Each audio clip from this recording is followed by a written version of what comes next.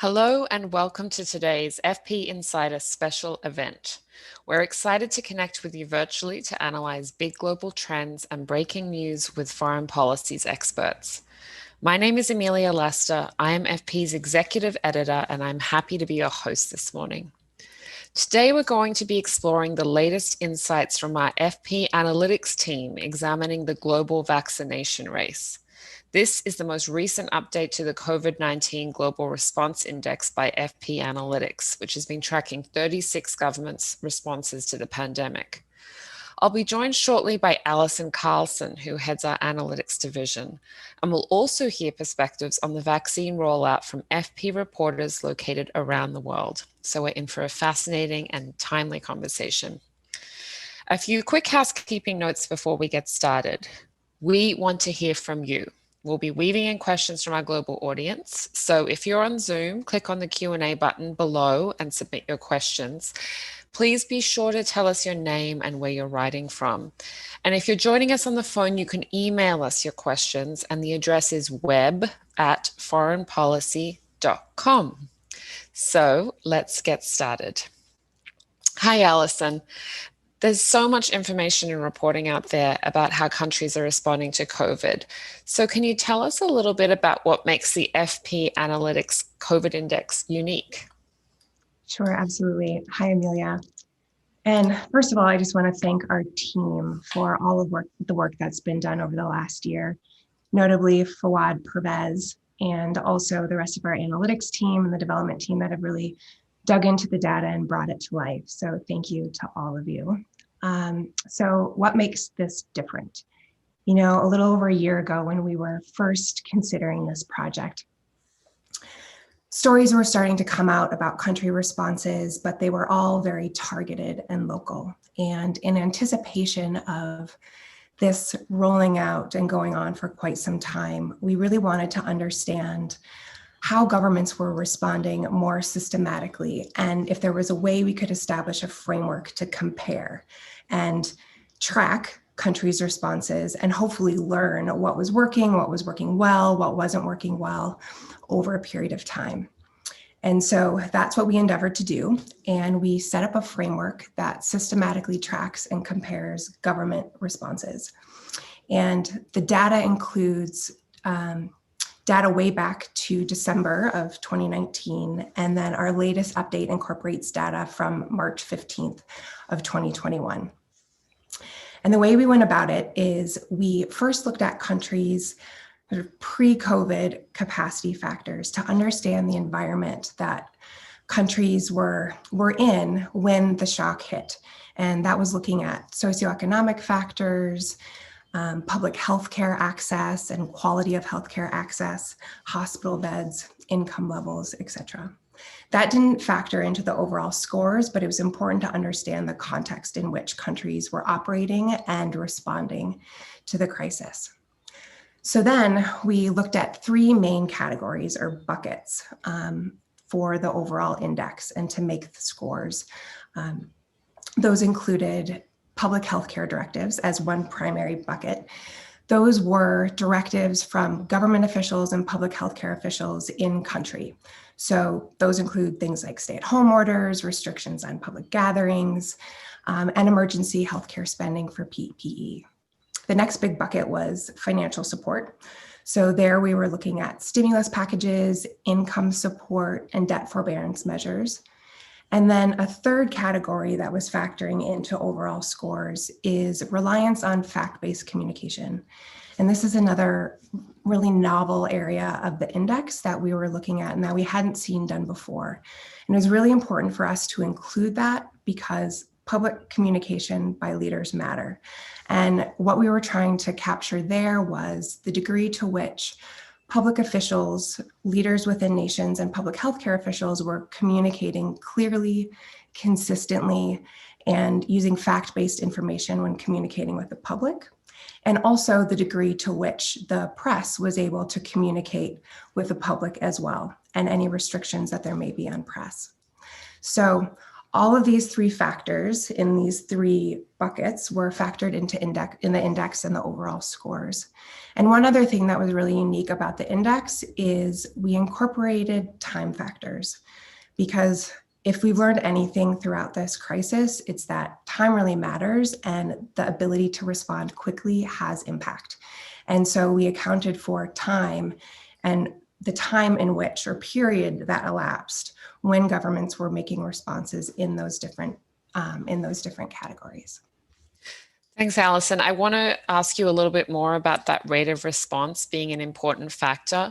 But I just wanted to address two questions that we've gotten. One is from Joanna Kubica, who asks, will you address the issues related to recent info on AstraZeneca problems? Will this situation affect other vaccinations and on trust for vaccinations?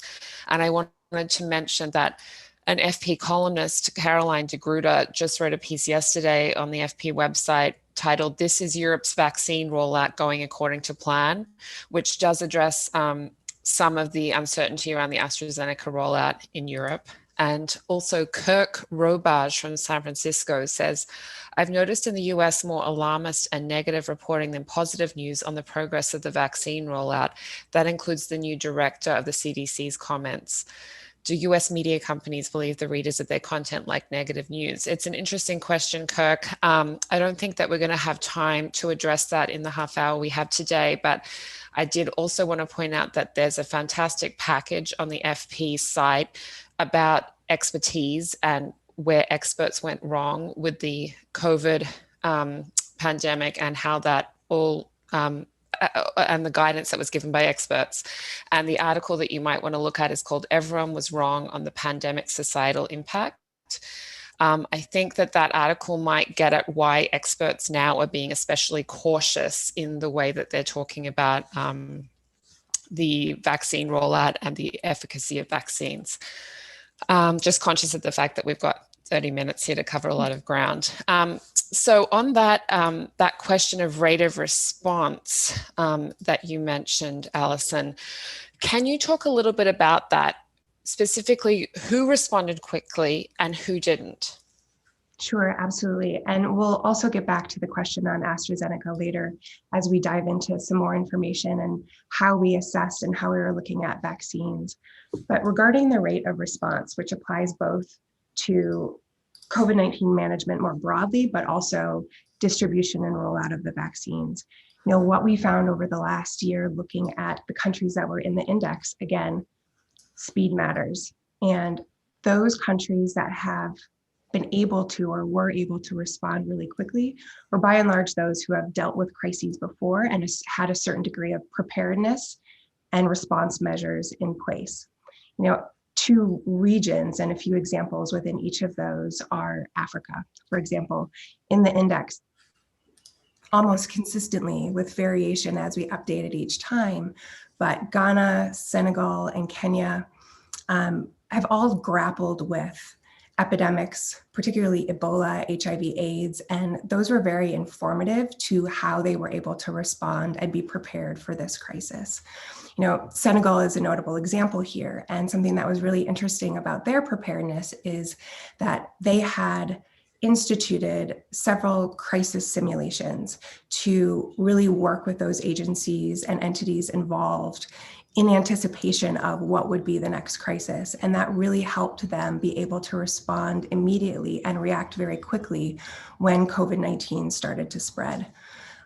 Similarly, in the Asia Pacific and Southeast Asian nations in particular, who have dealt with H1N1, SARS, and others, they were also prepared and anticipated and had some preparedness measures in place. And often Taiwan is referenced, and for good reason. And it's just worth mentioning a few aspects there about their preparedness plan. Taiwan had a national health command structure in place, and that was integrated with their national health insurance program and immigration and customs. And that was all part of a disaster management center that was informed by big data and analytics. And so they were constantly monitoring information and able to respond sort of in real time and enact swift measures. And that really helped to, manage the spread of the virus. You mentioned that national health command structure in Taiwan. We got a question from Sajad Zohir in Bangladesh. He said, "Did you look into the formation of new agencies outside the regular health system meant to tackle COVID-related issues?" I imagine that would be an example of that. Yes, and I mean, they had structures in place prior to COVID-19 that were really facilitating this. We, looked at varying structures by country, but haven't done a deep dive into all of the novel and new structures that are emerging that can potentially integrate agency capacity, but it's definitely worth diving into further for sure. So it's fascinating that you mentioned the positive example of Senegal. It suggests that it's not just more money that makes a difference, it's how the money is used. So what else did we learn about kind of effective economic management in this kind of crisis? Sure. Um, Senegal was another standout country in this case. And as I mentioned at the outset, one of the areas we were looking at was or is financial response by way of stimulus, et cetera. And what we found there is it's not just the amount of money, but how that support is structured and the policy design and mechanisms of providing that support. Um, one one example with respect to Senegal, which was absolutely fascinating, is in terms of their income level relative to everyone else in the index, they were actually quite low. However, they dedicated a disproportionate percentage of their GDP to response, which was around 7% last year. And that was well above anyone in the region. And what they were able to do with that was provide direct support to families, and particularly those populations that were most vulnerable. Food security has been a big issue and one that we're all concerned about and every country has been grappling with. And that was very targeted support that was provided by officials in terms of food support, as well as support with utilities to help those families and vulnerable populations get by. Also in terms of fiscal measures that were passed in terms of moratoriums on tax payments and other debt relief to give people some wiggle room and some breathing space to be able to manage financially during the crisis. We're getting some great questions about vaccines. I'm going to delay those until we get to the vaccine part of the discussion. I'd like to contrast Senegal's response with the fact that some of the richest countries in the world actually did the worst. Why is that? It was it was really interesting to see, particularly over time, how the countries stacked up in their response. And if you look at countries like Brazil, the US performance last year, Mexico, Turkey, and others who were falling lower on the index and had some of the highest case rates and death rates in the world, they also, this issue of time, they had very slow response. And also, communication from leadership was inconsistent. And also, there, in some cases, was misinformation and disinformation communicated to the public with respect to COVID-19. And not only did that create confusion, but also there's reason to believe that affected human behavior as well. And so it's not surprising, and it seems to indicate that those countries who were, again, very slow to respond and had a disorganized response and lack of clear communication and consistent communication with the public were also those with the highest case and death rates. Sounds like communication was a really important component of effective governmental responses. I have a question here from John Torpy, which says, given the great variation in terms of which countries and municipalities have been successful at various times in controlling the pandemic, what do you conclude has really worked? MPIs, lockdowns, business and school closures? Obviously a huge question, but I'd love to hear your preliminary thoughts on that. Sure. Definitely integration of so many factors, and there's no clear answer. However, what we did see again is consistent action, communication, and in countries that didn't have not knee-jerk reaction, but back and forth in terms of opening and closing, seemed to be able to control or mitigate spread more so than countries who did not. And so having that, again, consistency in policy rollout, quick action, and communication with the public has really mattered. And the other factor that I would just reference, for those countries who have more decentralized economies and governance structures, communication and coordination between states and or municipalities, regional governments as well, has been really effective and impacted the ability to execute and implement policy over time. We have a question from Kathy Long Holland, who writes, can you address the rise in infection rates with new variants of the COVID-19 virus, and how concerned should we be? Kathy is writing from Portland, Oregon. I think we should be quite concerned. And, I think as we're coming into the new year and there's optimism about the rollout of vaccines, there's also concurrently a number of variants that are spreading that studies seem to indicate are more transmissible than the original variant or the original strain.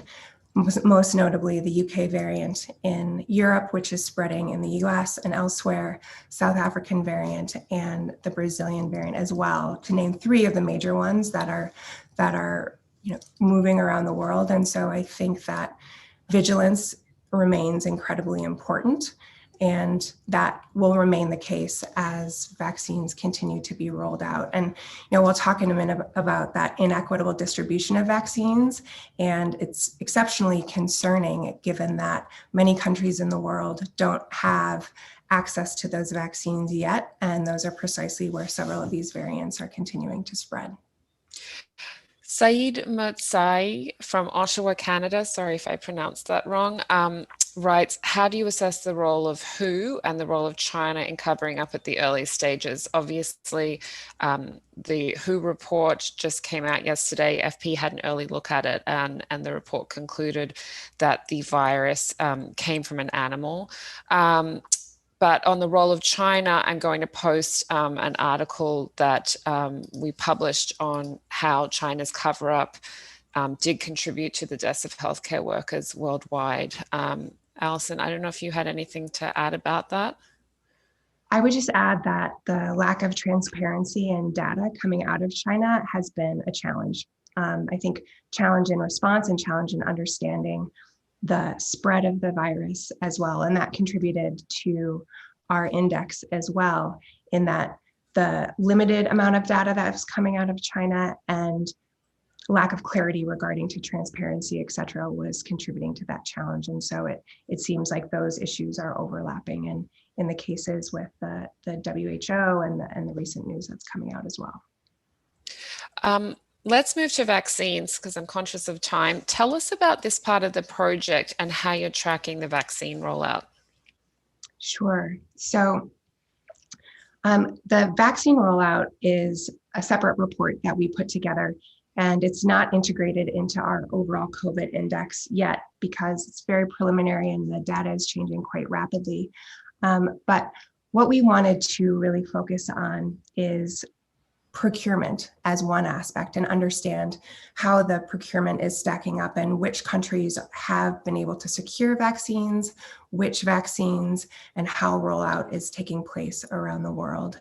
And what we found in looking at the data, and Duke University has some incredible data on the vaccine rollout and advanced agreements, et cetera, but there's a huge gulf between the richer countries and lower income countries in terms of access.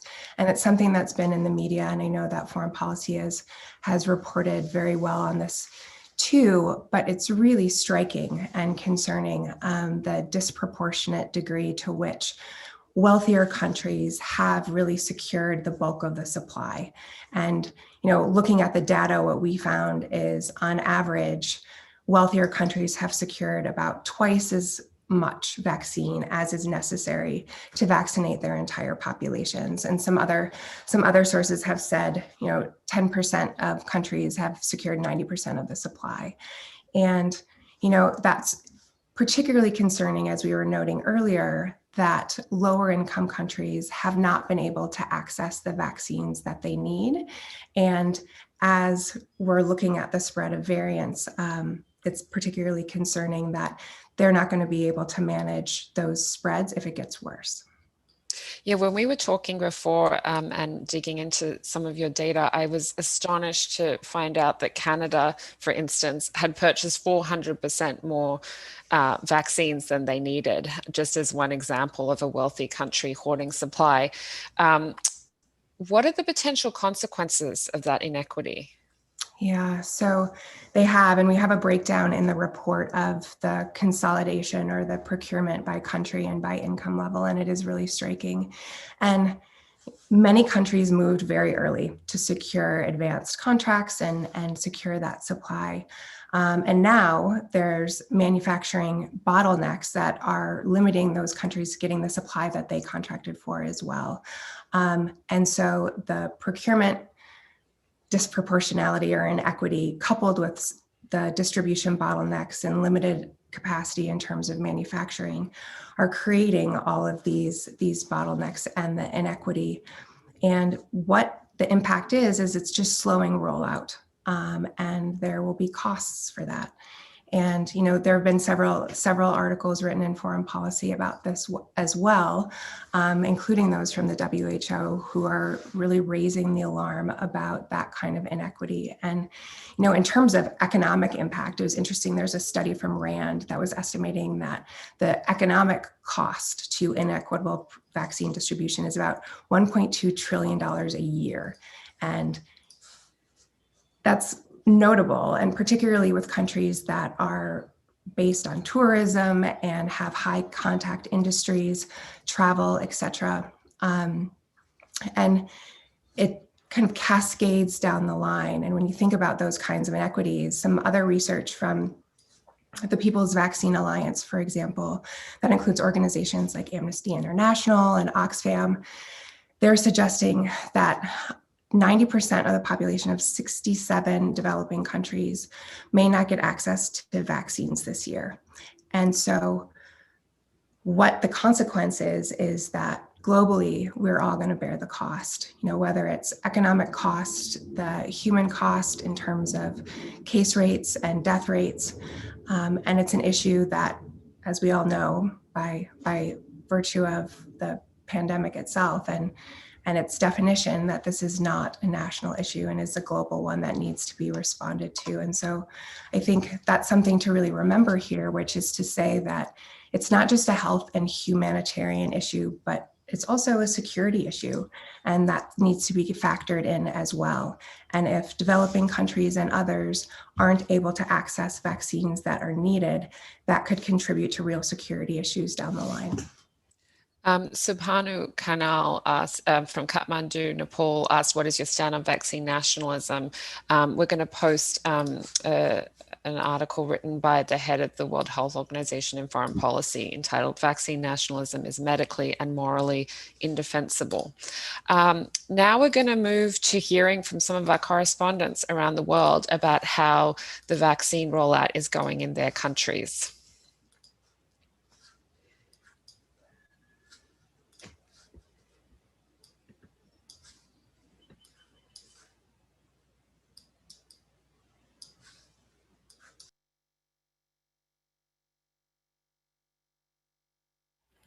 I'm Catherine Osborne, reporting from Brazil. For much of the pandemic, President Jair Bolsonaro cast doubt on the effectiveness of vaccines, even joking that side effects include turning into an alligator. Many state governors opposed him, and in fact, most vaccines Brazil has administered so far came through a partnership between Sao Paulo State and China's Sinovac. Brazil's health ministry is distributing those nationally, prioritizing groups like indigenous communities. Bolsonaro finally took a more serious tone on vaccines this month, with deaths soaring, his approval dropping, and his political nemesis, ex-President Lula, newly eligible to run for office after a surprise court ruling. Lula criticized Bolsonaro after a year of no effective political opposition. If the president's new tone leads to a significant change in the pace of shots, it will still be months away.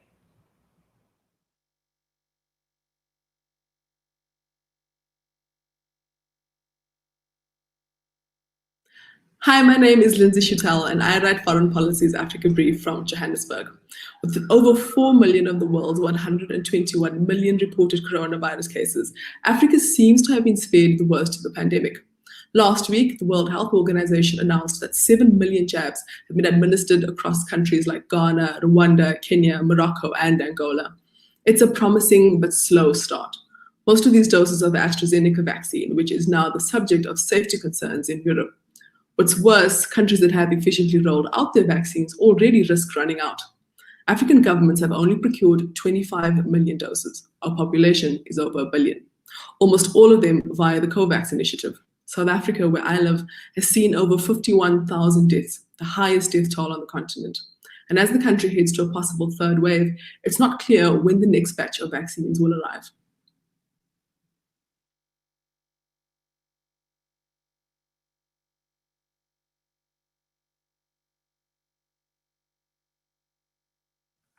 Hi, I'm Michael Kugelman. I write FP's South Asia Brief. In January, India rolled out the world's largest COVID vaccination program. Its progress has been impressive, with daily vaccination rates reaching 3 million people. By summer, it hopes to have 300 million people inoculated. That's roughly equivalent to the total US population. There's been controversy, though. Patients' rights groups have expressed concern about insufficient research, about the efficacy of the country's 2 vaccines. Also, New Delhi has gone global with its vaccine program. It intends to set aside 20 million vaccines for its South Asian neighbors. Some think India should not be sending so many abroad when there's so much demand at home from a billion-plus population. India is now experiencing new surges in infections, so as impressive as India's vaccine campaign has been so far, it's still got a long, hard slog ahead of it.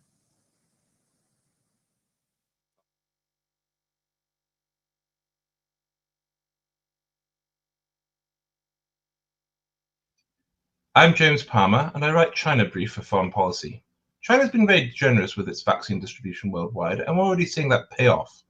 For instance, Brazil dropped its anti-Huawei stance in order to get more of the desperately needed vaccine. But there's a couple of problems. The first is vaccine reluctance at home. This is rooted in pragmatic fears. There have been several vaccine manufacturing scandals that have really killed people in the past. It's not that the Chinese public doesn't trust science, but that they don't trust the factories and firms that make the vaccines.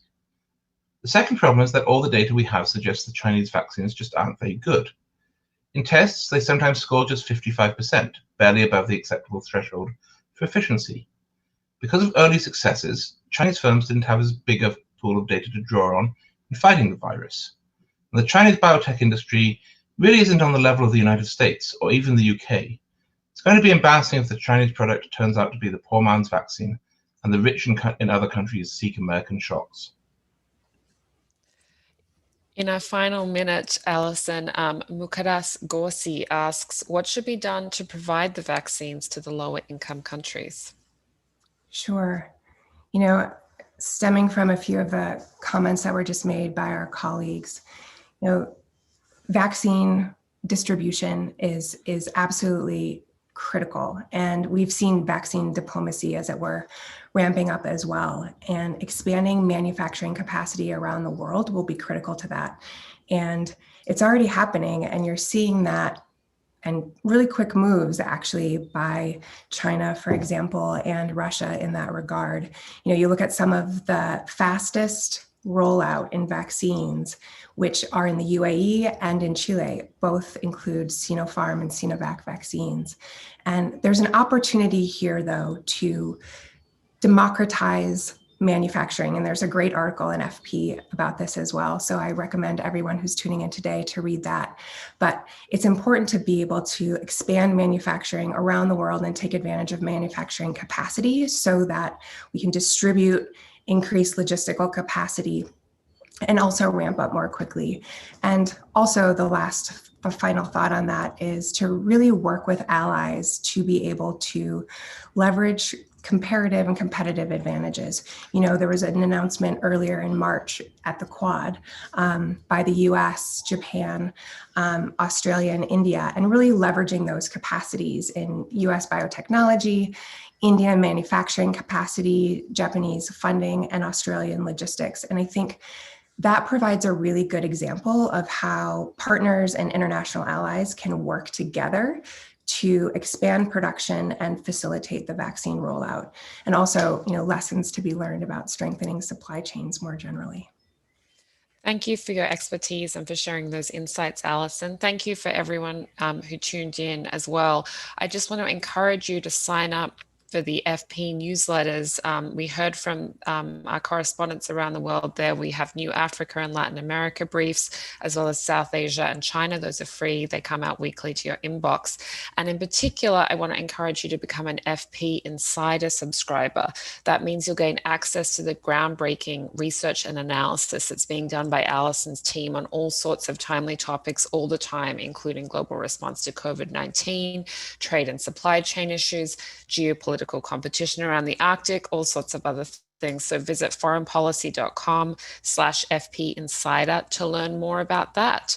And lastly, FP has just announced our inaugural virtual climate summit. It's happening April 27 to 28. It features heads of state, it features senators. Be sure to explore our exciting program and register for the event also on our website's events page. Take care. See you soon.